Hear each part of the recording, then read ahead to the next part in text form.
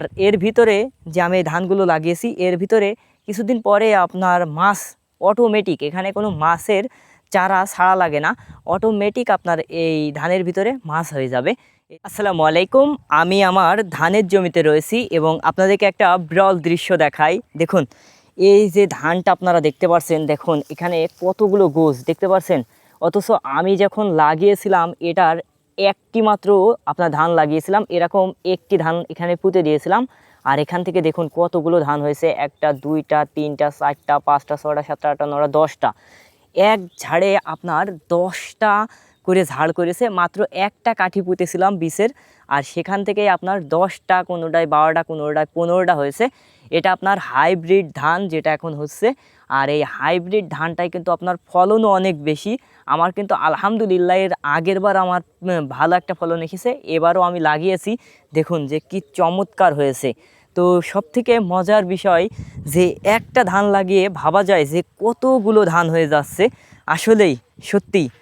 আর যেহেতু আমাদের খুব একটা বেশি আমাদের মাঠে আসা হয় না, সেহেতু ধানের মাঠে যেহেতু, আর দেখুন কি চমৎকার চারিদিক শুধু সবুজ আর সবুজ। আসলেই প্রকৃতি যে কি রূপ ধারণ করতে পারে সেটা আষাঢ় এবং শ্রাবণ মাস আসলেই বোঝা যায়। আষাঢ় এবং শ্রাবণ মাস চলছে, এর ভিতরে খুবই চমৎকার লাগছে, সত্যি কি বিস্ময়কর সৌন্দর্য লাগছে তা আসলে বর্ণনা করার মতো না। তো আপনাদের সাথে জাস্ট একটু দেখানোর চেষ্টা করলাম। আর এর ভিতরে যে আমি ধানগুলো লাগিয়েছি এর ভিতরে কিছুদিন পরে আপনার মাছ অটোমেটিক, এখানে কোনো মাছের চারা ছাড়া লাগে না, অটোমেটিক আপনার এই ধানের ভিতরে মাছ হয়ে যাবে। এই ধানগুলো যখন কাটবো, যেহেতু এটা বর্ষার সময় ধান লাগানো হয়, আর এজন্যই মূলত আমাদের হাইব্রিড ধানটা লাগিয়েছি।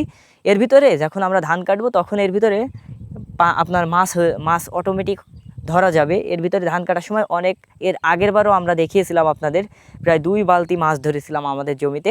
ইনশাল্লাহ এবারও দেখাবো। এর ভিতরে অটোমেটিক আপনার মাছ এর ভিতরে রয়েছে, এখনই ছোট ছোট মাছ আমরা দেখতে পারছি। তো এই আর কি আপনাদেরকে দেখানোর চেষ্টা করলাম। সকলে আমাদের জন্য দোয়া করবেন। আসসালামু আলাইকুম, আল্লাহ হাফিজ।